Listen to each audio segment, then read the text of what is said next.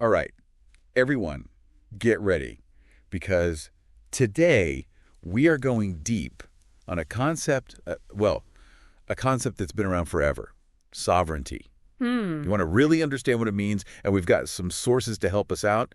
Yep. Merriam-Webster's dictionary definition of sovereign, and then two Wikipedia entries, one on self-ownership and another on sovereign. Nice. And I think this is going to be more than just kings and queens, though. It's going to get into power and freedom, you Right. know, Right. maybe even like how much control we really have over our own lives. It really is fascinating how sovereignty is something that we can see on like the global stage Mhm. with like countries battling it out for power. But it also comes down to the individual level too.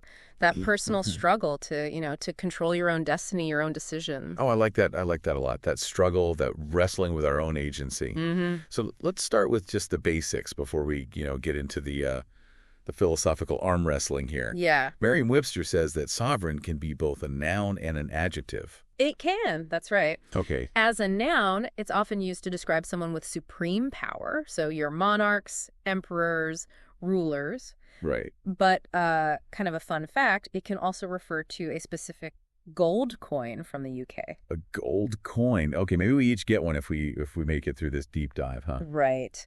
Now, as an adjective, Yeah. sovereign takes on I think, more potent meaning. Okay. It implies supreme quality, Yeah. having that absolute power and being independent. Right. So being in control. Exactly, calling the shots. Okay, so I see how it connects back to that agency that you're talking about. Mm-hmm. But hold on, you said it comes from Latin. It does. Sovereign has its roots in a Latin word meaning above, and Right. that really gets at the core of the concept, right? This idea of being in authority, having a higher standing. Okay. It's about hierarchy and the right to make decisions. That makes sense. Yeah. Yeah. Mm-hmm. But isn't it interesting how even though we associate sovereign with these top-down power structures, Mhm. it's also become this word, this concept that relates to personal freedom and autonomy. Right. Like that's where self-ownership comes into play. Exactly. So let's look at that Wikipedia entry. Okay. What is it all about?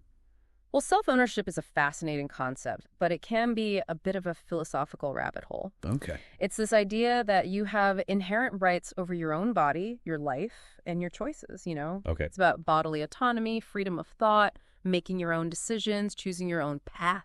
Yeah, it sounds really empowering, but I feel like there's some like issues, like Yeah. thorny issues maybe hiding under the surface. Definitely. So the Wikipedia article, it mentions how there's not always agreement on how self-ownership actually looks in the real world. Right. What are some of those sticking points? Well, first of all, defining self itself can get tricky. Okay. Where do you draw the line between yourself and everything else? Mm-hmm. Like, does self-ownership extend to your thoughts, to your actions, your possessions, Right. And then how does self-ownership work within the rules of society? Exactly, because we're not all on our own deserted islands. Right, exactly. Yeah. The article even highlights how different political philosophies like libertarianism, Right. liberalism, and anarchism all approach these questions in different ways. So they all value freedom, They do. but in different ways. Yes, they all value freedom, but how that freedom should be lived out, that's where it can vary wildly. So where are some of the divides, the places they disagree? Well, one key area is private property. Okay. For right libertarians, control over your property, that's seen as like a basic part of self-ownership. Mhm. Like the logic is you own your body, you own your labor, and therefore you own what you create. Okay, I can follow that, but Yeah. I mean, what about when owning something clashes with like what's good for everyone? That's where different perspectives come in. Okay. Some people, especially those who lean towards anarchist thought, they're critical of private property as a whole. Really? Yeah, they argue that it actually limits freedom by creating scarcity Okay. and reinforcing power imbalances. So explain that to me. How does owning things restrict freedom? Well, they say that focusing on possessions distracts us from truly living a meaningful life. It Ah. turns us into consumers Right. and hoarders, not authentic individuals. And there's a great quote from Oscar Wilde in the article. He said, "True individualism is about being, not having." Wow. Yeah, that's powerful. Yeah. It makes you think about how much of who we are is tied up in our stuff, Right. Like is that really freedom?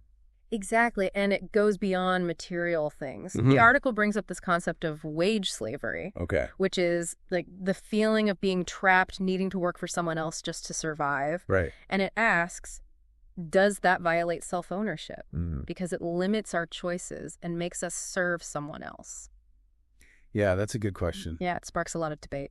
Okay, so we're seeing how, like, sovereign and self-ownership can get pretty messy when you apply them to the real world. It does get messy. Yeah, but before we go too far down this rabbit hole of, like, freedom and economic systems, there's another side of sovereign we need to look at. Okay. More traditional, more political. Right. And the Wikipedia entry on sovereign specifically, that dives into that. It does. It looks at specific roles and institutions. Okay. It explores how sovereign has been used historically to describe leaders, rulers, heads of state, emperors, kings, queens, Right. So back to that Merriam-Webster definition, Yeah. like the ultimate authority. Precisely. Okay. But it goes beyond traditional monarchy, like Right. the head of a chivalric order, like the Knights Templar. Mhm. They might hold the title of sovereign. Really? That is interesting. Yeah, history buffs might enjoy that one. Yeah, for sure. Yeah. So does sovereign mean anything in more modern systems? It does, although a bit differently. The article mentions that in some cases, like historically, sovereign was the title for the leader of a local government, specifically in Ireland. Oh, wow. Okay, that's a twist. Yeah. Tell me more about these Irish sovereigns. Well, they were elected by the people, Okay. and they had a surprising amount of responsibility. Like what? They were involved in everything from, like, enacting laws about tolls, which, that might sound boring, Yeah. but was really important for local commerce, Right. to making decisions about the death penalty, which obviously, had massive implications. Wow. So they really had a huge impact on their community. Yeah. But you said had responsibilities. So did things change? Yeah, as Ireland unified under the crown, the power of these local sovereigns gradually diminished. Their role became more ceremonial, Okay. with the central authority taking over. I was like, that's a theme throughout history, right? Yeah. That tension between local and central power. Yeah, a constant push and pull. We could probably do a whole deep dive on that. Absolutely. But before we move on, Mhm. I think it's worth noting how these different ways we use sovereign, Yeah. from absolute rulers to local leaders to even self-ownership, it all speaks to something deeper about being human. It does. What is it? What's that connecting thread? What's fascinating is how the word sovereign has evolved to encompass this idea of independence and autonomy. It's not just for nations or governments. It's about us as individuals. It's about agency, recognizing that even within the systems we live in, we all have the potential to make choices, to chart our own course, Okay. and to strive for self-determination. I love that. So what about you listening? What speaks to you most about this idea of sovereignty? Yeah, is it about holding power or claiming your personal freedom, or is it something else entirely? Yeah. What is it? Hmm. Yeah, it's really interesting how this idea of sovereignty, like this wanting to be in control, can show up in such different ways. And sometimes not in a good way. Yeah. Like that FBI report on sovereign citizens, really shows how this desire for control can get twisted. Yeah, that report was pretty wild. Yeah. It seems like some people are taking this sovereignty thing really far, like to the point of almost rejecting society. It is important to make a distinction, between wanting individual freedom, which is totally legitimate, Right. and then, manipulating legal and financial systems just for personal gain. Yeah. That's what the report's getting at, right? Right. It shows how some people, they call themselves sovereign citizens. Okay. They think they can just say, nope, I don't follow U.S. laws or taxes.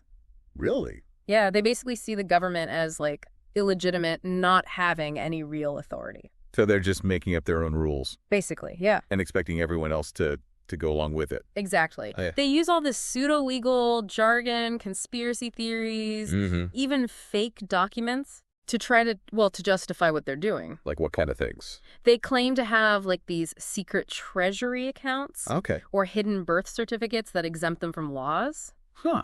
They even say the U.S. went bankrupt back in the 1930s. Wait, the U.S. went bankrupt?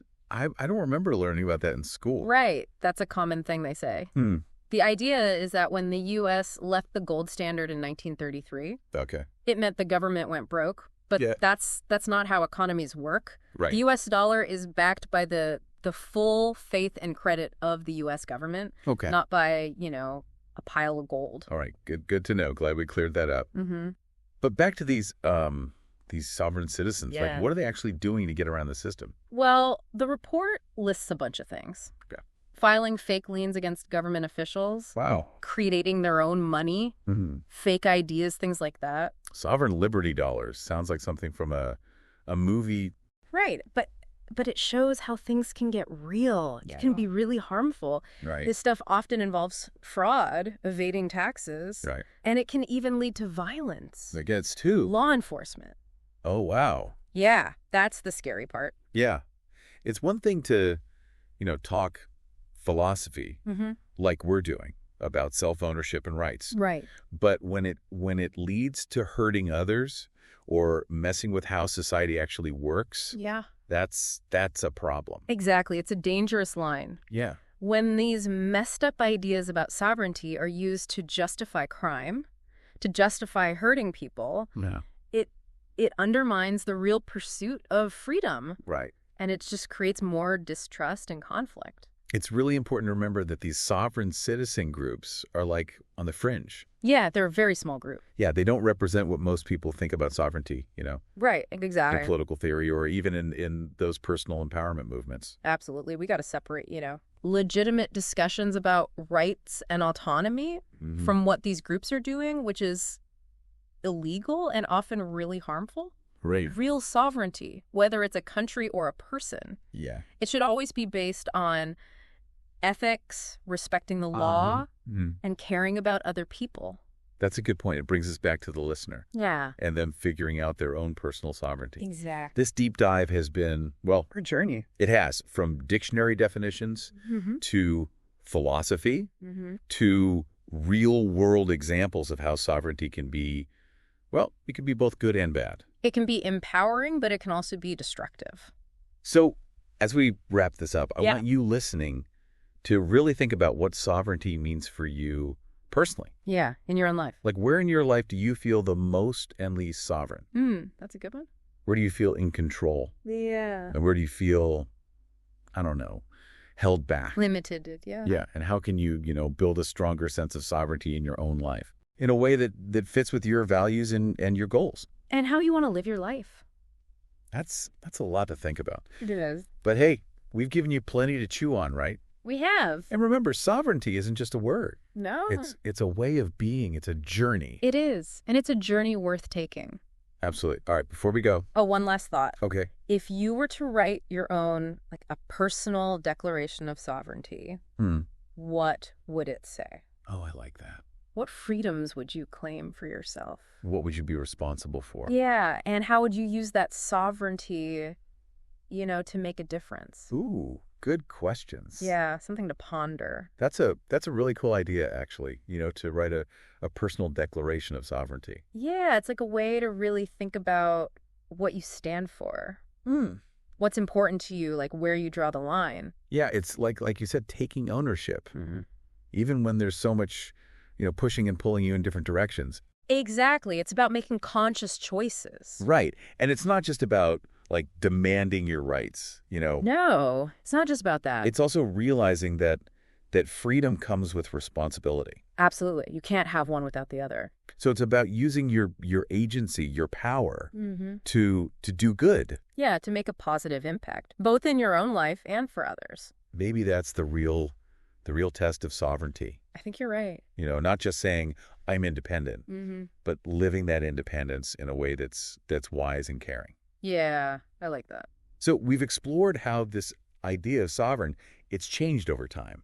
It really It has. used to be all about kings and queens. Right, absolute power. And now it's about individual freedom. Mm-hmm. Self-determination. And we even saw how it can, go in a bad direction. Yeah, the sovereign citizen groups. Right, where it becomes about harming others or undermining the whole system. It's a reminder that power without responsibility can be dangerous. Yeah, for sure. But I think the biggest takeaway for me, and hopefully for everyone listening, Yeah. is that sovereignty, at its heart, it's about agency. It is. It's about recognizing that we all have the ability to shape our own lives. Even in a world that's complicated and sometimes feels out of control. Exactly. It's about finding your own path, your own way. It's about deciding what freedom means to you and then, actually living that out. It takes courage. It does. Yeah. And remembering that our individual journeys, they're connected to everyone else. We're all in this together. So, to everyone listening, here's one final thought. What will your Declaration of Sovereignty say? Until next time, keep exploring, keep asking questions, And keep diving deep.